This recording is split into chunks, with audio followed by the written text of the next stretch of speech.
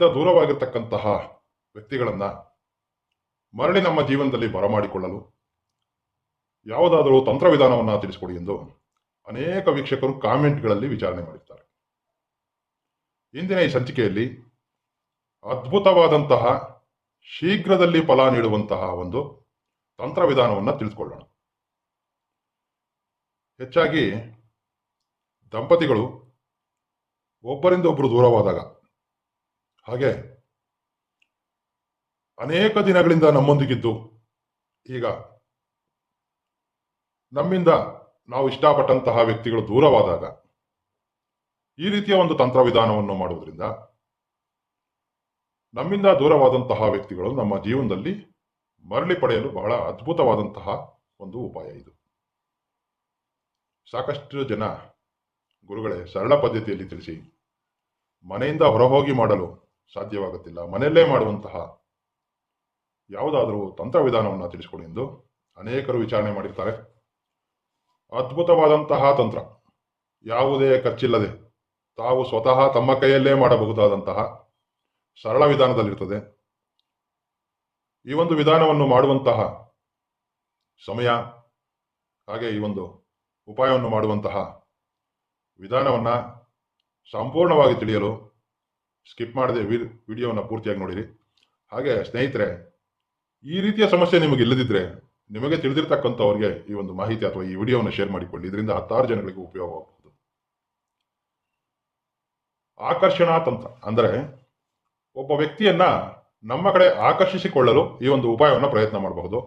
ಈ ಉಪಾಯವನ್ನು ಸ್ತ್ರೀಯರು ಪ್ರಯತ್ನ ಮಾಡಬಹುದು, ಪುರುಷರು ಪ್ರಯತ್ನ ಮಾಡಬಹುದು. ಬಹಳ ಸರಳವಾಗಿದೆ. ಯಾವುದೇ ಗುರುವಾರದಂದು ಅಥವಾ ಭಾನುವಾರದಂದು ಸಂಜೆ 6:30 ನಂತರ ಮಧ್ಯರಾತ್ರಿ 12ರ ಒಳಗಾಗಿ, ಗುರುವಾರ ಅಥವಾ ಭಾನುವಾರದಂದು ಸೂರ್ಯಾಸ್ತವಾದ ನಂತರ 6:30 ಸಂಜೆ, ಹಾಗೆ ಮಧ್ಯರಾತ್ರಿ 12ರ ಮಧ್ಯಕಾಲದಲ್ಲಿ ಈ ಒಂದು ಉಪಾಯವನ್ನು ಪ್ರಯತ್ನ ಮಾಡಬೇಕಾಗುತ್ತದೆ. ತಂತ್ರವಿಧಾನಗಳನ್ನು ಪ್ರಯತ್ನಿಸುವಾಗ ತಾವು ಈ ಒಂದು ಉಪಾಯವನ್ನು ಮಾಡುವುದನ್ನು ಯಾರೂ ನಿಮ್ಮನ್ನು ಗಮನಿಸದ ರೀತಿ ಎಚ್ಚರ ವಹಿಸಬೇಕು. ಹಾಗೆ ಈ ಒಂದು ಉಪಾಯವನ್ನು ಮಾಡಲು ನಮಗೆ ಬೇಕಾಗಿರತಕ್ಕಂತಹ ವಸ್ತುಗಳೆಂದರೆ ನಿಮ್ಮ ಅಡುಗೆ ಕೋಣೆಯಲ್ಲೇ ಸಿಗ್ತಕ್ಕಂತಹ ವಸ್ತುಗಳು: ಕರಿಮೆಣಸು, ಲವಂಗಗಳು, ಇದು ಪಚ್ಚ ಕರ್ಪೂರ, ಇದು ಕರ್ಪೂರ. ಈ ವಸ್ತುಗಳಿಂದ ನಾವು ಸರಳ ಪದ್ಧತಿಯಲ್ಲಿ ಒಬ್ಬ ವ್ಯಕ್ತಿಯನ್ನ ನಮ್ಮ ಕಡೆ ಆಕರ್ಷಿಸಿಕೊಳ್ಳುವಂತಹ ಒಂದು ವಶೀಕರಣ ತಂತ್ರವನ್ನು ತಿಳಿದುಕೊಳ್ಳೋಣ. ಈ ಉಪಾಯವನ್ನು ಮಾಡಲು ಈಗಾಗಲೇ ತಿಳಿಸಿದ್ದೇನೆ, ಸಂಜೆ 6:30 ನಂತರ, ಸೂರ್ಯಾಸ್ತವಾದ ನಂತರ, ಮಧ್ಯರಾತ್ರಿ 12 ಗಂಟೆಯ ಮಧ್ಯ ಕಾಲದಲ್ಲಿ ಈ ಒಂದು ಉಪಾಯವನ್ನು ಪ್ರಯತ್ನ ಮಾಡಬೇಕಾಗುತ್ತದೆ. ಮೊದಲಿಗೆ ಸೂರ್ಯಾಭಿಮುಖವಾಗಿ ಅಂದ್ರೆ ಪೂರ್ವ ದಿಕ್ಕಿಗೆ ಮುಖ ಮಾಡಿ ಕುಳಿತುಕೊಳ್ಬೇಕು.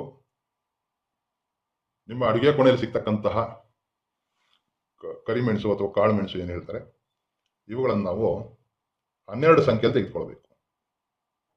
12. ಹಾಗೆ ನಾನು ಈಗಾಗಲೇ ಹೇಳಿದ್ದೇನೆ, ಲವಂಗಗಳು. ಲವಂಗ ಅಂದರೆ ಅನೇಕರು ಇದು ತೆಗೆದುಕೊಳ್ಳುವಾಗ ಏನು ಮಾಡಬೇಕಂದ್ರೆ, ನೋಡಿ, ಲವಂಗಗಳಲ್ಲಿ ಈ ಮೇಲ್ಭಾಗದಲ್ಲಿ ಹೂ ಇರಬೇಕು. ಈ ರೀತಿ ಗಟ್ಟಿಯ ರೂಪದಲ್ಲಿರಬಾರ್ದು. ಈ ರೀತಿಯ ಲವಂಗಗಳನ್ನು ಸಹ ನಾವು 12 ಸಂಖ್ಯೆಯಲ್ಲಿ ತೆಗೆದುಕೊಳ್ಬೇಕು. 3,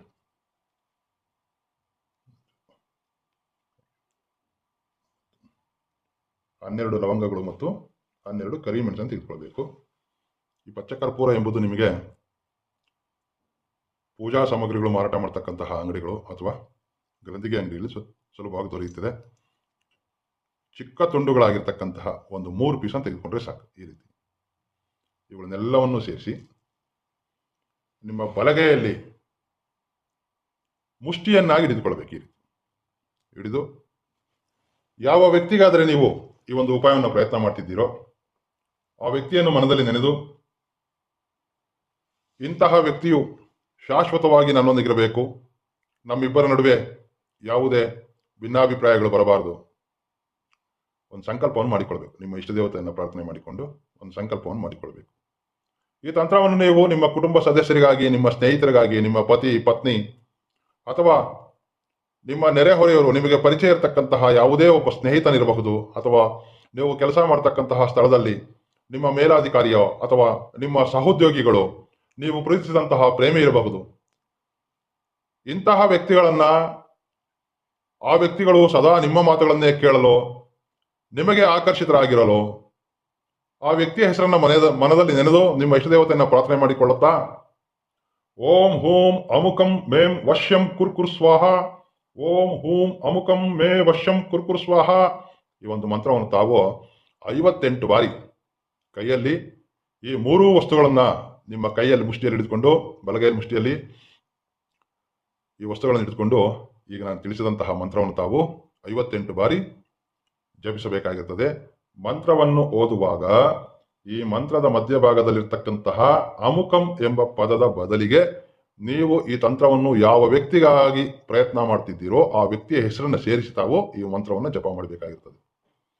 58 ಬಾರಿ ಮಂತ್ರ ಪಠಣೆಯಾದ ನಂತರ ವೀಕ್ಷಕರೇ, ಈ ರೀತಿ ಒಂದು ಚಿಕ್ಕದಾಗಿರ್ತಕ್ಕಂತಹ ಕೆಂಪು ವಸ್ತ್ರವನ್ನು ತೆಗೆದುಕೊಂಡು ಆ ವಸ್ತ್ರದಲ್ಲಿ ಈ ಎಲ್ಲ ವಸ್ತುಗಳನ್ನು ಸೇರಿಸಿ ಒಂದು ಗಂಟನ್ನಾಗಿ ಮಾಡಿಕೊಳ್ಬೇಕು. ಈ ರೀತಿ ಕೆಂಪು ವಸ್ತ್ರದಲ್ಲಿ ಒಂದು ಗಂಟನ್ನಾಗಿ ಮಾಡಿಕೊಳ್ಬೇಕು. ಈ ಒಂದು ಉಪಾಯವನ್ನು ಮಾಡಿದಂತಹ ರಾತ್ರಿಯಂದು ತುಂಬಾ ಚಿಕ್ಕದಾಗಿರ್ತಕ್ಕಂತಹ ಈ ಗಂಟನ್ನ ತಾವು ಮಲಗುವಂತಹ ಸ್ಥಳದಲ್ಲಿ, ತಾವು ನಿದ್ರಿಸುವಂತಹ ಸ್ಥಳದಲ್ಲಿ, ನಿಮ್ಮ ಒಂದು ಪಿಲ್ಲೋ ಕೆಳಭಾಗಿರಬಹುದು ಅಥವಾ ನಿಮ್ಮ ಹಾಸಿಗೆಯ ಕೆಳಭಾಗದಲ್ಲಿ ಈ ಒಂದು ಗಂಟನ್ನು ಇರಿಸಿಕೊಂಡು ಒಂದು ದಿನದ ಮಟ್ಟಿಗೆ ಈ ರಾತ್ರಿ ಎಲ್ಲವೂ ತಾವು ನಿದ್ರಿಸಬೇಕಾಗಿರ್ತದೆ. ಬಹಳ ಸರಳವಾಗಿರ್ತಕ್ಕಂತಹ ವಿಧಾನ. ಗುರುವಾರ ಸಂಜೆ 6:30 ನಂತರ ಮಾಡಿದ್ದಲ್ಲಿ ಗುರುವಾರದೊಂದು ರಾತ್ರಿ, ಭಾನುವಾರ ಇದನ್ನು ಪ್ರಯತ್ನ ಮಾಡಿದ್ದಲ್ಲಿ ಭಾನುವಾರದೊಂದು ರಾತ್ರಿ ಈ ಒಂದು ಸಣ್ಣ ಗಂಟನ್ನು ತಾವು ನಿಮ್ಮ ನೀವು ನಿದ್ರಿಸುವಂತಹ ಕೋಣೆಯಲ್ಲಿ ನಿಮ್ಮ ಹಾಸಿಗೆಯ ಕೆಳಭಾಗದಲ್ಲಾಗಲಿ ಅಥವಾ ಪಿಲ್ಲೋ ಕೆಳಭಾಗದಲ್ಲಿರಿಸಿ ನಿದ್ರಿಸಬೇಕು. ನಂತರ ಮುಂಜಾನೆ ನಿದ್ರೆಯಿಂದ ಎದ್ದ ಕೂಡಲೇ ಈ ಗಂಟನ ಹೊರಗಡೆ ತೆಗಿಬೇಕು. ಹೊರ ತೆಗೆದು ಇದರಲ್ಲಿರ್ತಕ್ಕಂತಹ ಈ ವಸ್ತುಗಳನ್ನ ಈ ರೀತಿ ಒಂದು ಸಣ್ಣ ಪ್ಲೇಟಲ್ಲಿ ಹಾಕೊಳ್ಬೇಕು. ನಮಗೆ ಈ ವಸ್ತ್ರದಲ್ಲಿ ಯಾವುದೇ ಕೆಲಸವಿಲ್ಲ. ಈಗ ನಾವು ವಸ್ತ್ರವನ್ನು ಹೊರ ತೆಗೆದು ಇದರಲ್ಲಿರ್ತಕ್ಕಂತಹ ಈ ವಸ್ತುಗಳನ್ನೆಲ್ಲ ಈ ರೀತಿ ಒಂದು ಸಣ್ಣ ಪ್ಲೇಟಲ್ಲಿ ಹಾಕೊಳ್ಬೇಕು. ಹಾಕಿ ಇವುಗಳನ್ನೆಲ್ಲವೂ ಸಹ ನೋಡಿ, ಈ ವಸ್ತ್ರ ಬೇಕಾಗಿಲ್ಲ ನಮಗೆ, ಈ ವಸ್ತ್ರದಿಂದ ಏನು ಉಪಯೋಗವಿಲ್ಲ. ಇದನ್ನು ಪಕ್ಕಕ್ಕಿರಿಸೋಣ. ಈಗ ಹಾಗೆ ನಾವು ಈ ಗಂಟಿಂದ ಹೊರ ತೆಗೆದಕ್ಕಂತಹ ಈ ಎಲ್ಲ ವಸ್ತುಗಳನ್ನು ನಾವು ಈಗ ಸುಡಬೇಕಾಗಿರ್ತದೆ. ಸುಡೋದಕ್ಕೆ ನಾವಿಲ್ಲಿ ಕರ್ಪೂರವನ್ನು ಬಳಸ್ತಾ ಇದ್ದೇವೆ. ಸಂಪೂರ್ಣವಾಗಿ ಇದರಲ್ಲಿರ್ತಕ್ಕಂತಹ ಎಲ್ಲ ವಸ್ತುಗಳನ್ನು ನಾವು ಸುಡಬೇಕಾಗಿರ್ತದೆ. ಪಚ್ಚ ಕರ್ಪೂರವೂ ಸುಡುತ್ತದೆ.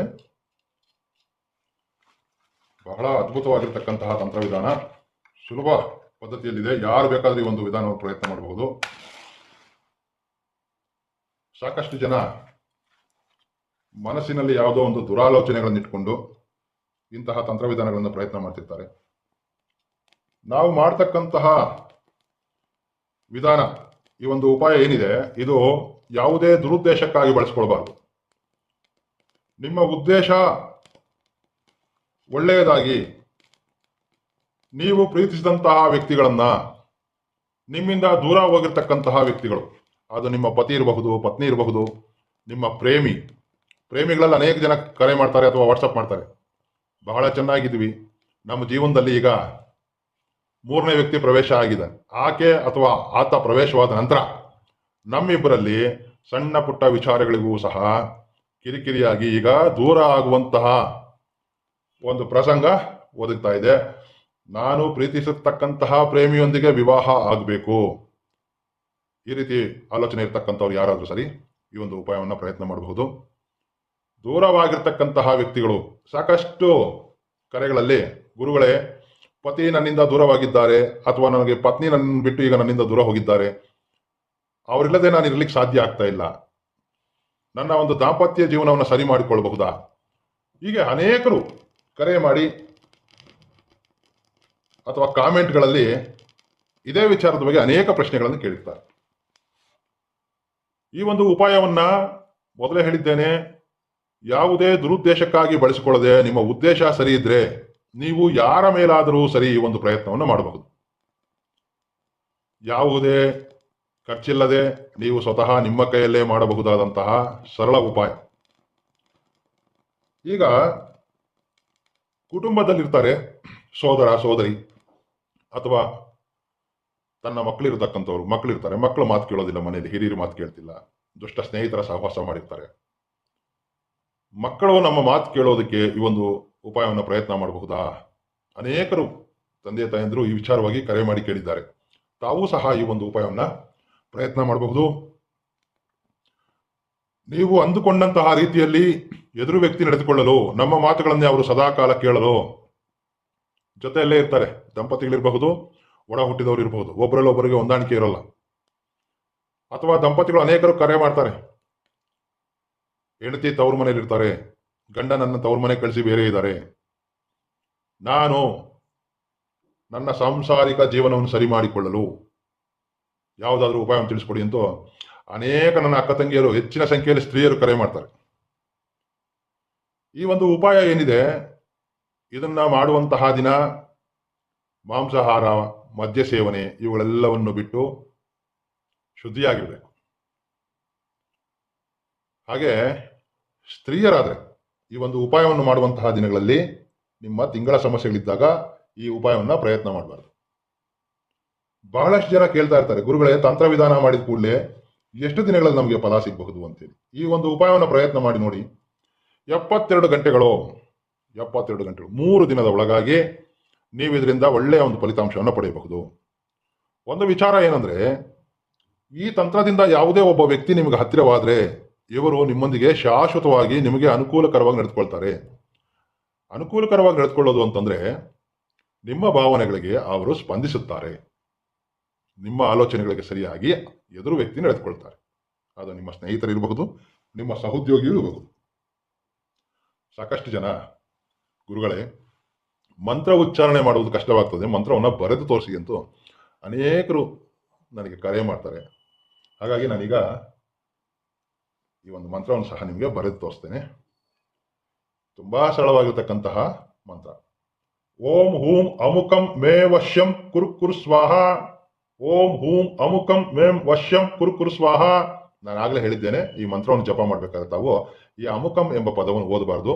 ಈ ಅಮುಕಂ ಎಂಬ ಪದದ ಬದಲಿಗೆ ನೀವು ಯಾವ ವ್ಯಕ್ತಿಗಾಗಿ ಈ ಒಂದು ಉಪಾಯವನ್ನು ಪ್ರಯತ್ನ ಮಾಡ್ತಿದ್ದೀರಾ ಆ ವ್ಯಕ್ತಿಯ ಹೆಸರನ್ನ ಈ ಸ್ಥಳದಲ್ಲಿ ಸೇರಿಸಿ ಈ ಒಂದು ಮಂತ್ರವನ್ನು ತಾವು 58 ಬಾರಿ ಜಪಿಸಬೇಕಾಗಿರ್ತದೆ. ಬಹಳ ಸರಳವಾಗಿರ್ತಕ್ಕಂತಹ ಉಪಾಯ. ಒಮ್ಮೆ ಪ್ರಯತ್ನ ಮಾಡಿ ನೋಡಿ. ಅನೇಕರು ಇದರಿಂದ ಲಾಭವನ್ನು ಪಡೆದಿರ್ತಾರೆ. ಉದ್ದೇಶ ಸರಿ ಇದ್ರೆ, ನೀವು ಮಾಡ್ತಾ ಇರ್ತಕ್ಕಂತಹ ಕಾರಣ ಇದು ನಿಮಗೆ ಅರ್ಥವಾಗಿದ್ರೆ ಈ ತಂತ್ರದಿಂದ ನೀವು ಲಾಭ ಪಡೆಯೋದ್ರಲ್ಲಿ ಯಾವುದೇ ಸಂಶಯ ಇಲ್ಲ. ನಾನು ಈಗಾಗಲೇ ಅನೇಕ ರೀತಿಯ ಸಮಸ್ಯೆಗಳಿಗೆ ಸಂಬಂಧಿಸಿದಾಗೆ ಸಾಕಷ್ಟು ಪರಿಹಾರ ತಂತ್ರಗಳನ್ನ ನನ್ನ ಚಾನೆಲ್ನಲ್ಲಿ ಅಪ್ಲೋಡ್ ಮಾಡಿದ್ದೀನಿ.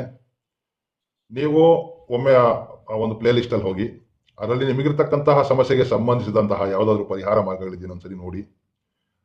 ಸಾಕಷ್ಟು ತಂತ್ರಗಳಿದೆ ಗುರುಗಳೇ, ಯಾವುದು ಮಾಡಬೇಕಿದ್ರಲ್ಲಿ ಅಂತ ಅನೇಕರು ಕೇಳ್ತಾರೆ. ಪ್ರತಿಯೊಬ್ಬರು ಪ್ರತಿಯೊಂದು ತಂತ್ರಗಳನ್ನ ಮಾಡ್ಲಿಕ್ಕೆ ಅವಕಾಶ ಇರೋಲ್ಲ. ನಿಮ್ಮ ಕೈಯಲ್ಲಿ ಯಾವುದು ಮಾಡಲಿಕ್ಕೆ ಅನುಕೂಲ ಇದೆ, ಯಾವುದು ಮಾಡಲಿಕ್ಕೆ ನಿಮಗೆ ಅವಕಾಶ ಇದೆ ಅಂತಹ ತಂತ್ರಗಳನ್ನು ಆಯ್ಕೆ ಮಾಡಿಕೊಳ್ಳಿ. ಅವುಗಳನ್ನ ಪ್ರಯತ್ನ ಮಾಡ್ತಾ ಬನ್ನಿ. ತಾಯಿ ಭವಾನಿ ದೇವಿಯು ಸದಾ ನಿಮ್ಮ ಜೊತೆಗಿದ್ದು ನಿಮ್ಮೆಲ್ಲಾ ಬಯಕೆಗಳನ್ನ ಶೀಘ್ರವಾಗಿ ನೆರವೇರಿಸಲಿ ಎಂದು ನಾನು ಮನಸ್ಫೂರ್ತಿಯಾಗಿ ಪ್ರಾರ್ಥಿಸುತ್ತೇನೆ.